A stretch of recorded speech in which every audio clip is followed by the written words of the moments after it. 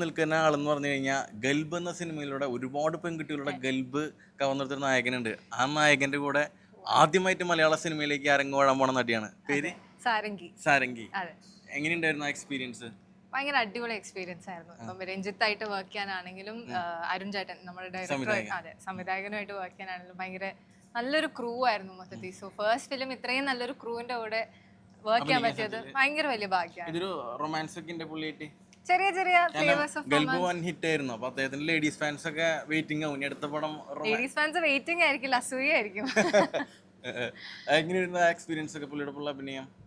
ഞാൻ പറഞ്ഞില്ലേ, രഞ്ജിത്തുമായിട്ട് നല്ലൊരു, ഇപ്പൊ ഞങ്ങൾ തമ്മിൽ നല്ലൊരു കെമിസ്ട്രി ഉണ്ടെന്നാണ് ഞങ്ങൾ വിശ്വസിക്കുന്നത്. അപ്പൊ ആ ഒരു on screen chemistry of screen ഉള്ളത് കൊണ്ടാണ്. സോ ഇപ്പൊ ഈ പടം വളരെ യൂത്ത് ഓറിയന്റഡ് ആയിട്ടുള്ള ഫിലിമാണ്. അപ്പൊ ഇതില് റൊമാൻസിനാണോ ഇമ്പോർട്ടൻസ് അതോ? അല്ലല്ല, ഒരിക്കലല്ല. റൊമാൻസ് അല്ല ഇതിന്റെ central plot.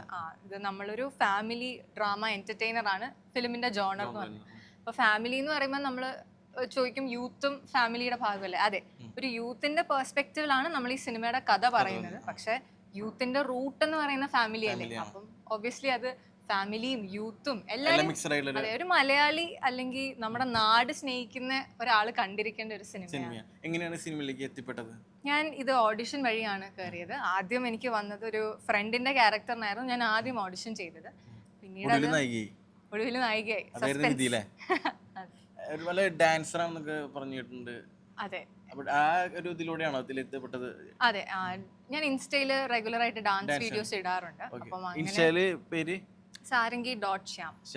Full dance videos ആണ് അപ്ലോഡ് ചെയ്യുന്നത്. കൂടുതലും ഡാൻസ് വീഡിയോസ് ആണ്. പിന്നെ ഞാൻ അങ്ങനെ മോഡലിംഗ് റീൽസ് അധികം ചെയ്തിട്ടില്ല. പിന്നെ അല്ലാതെ ഫോട്ടോസും.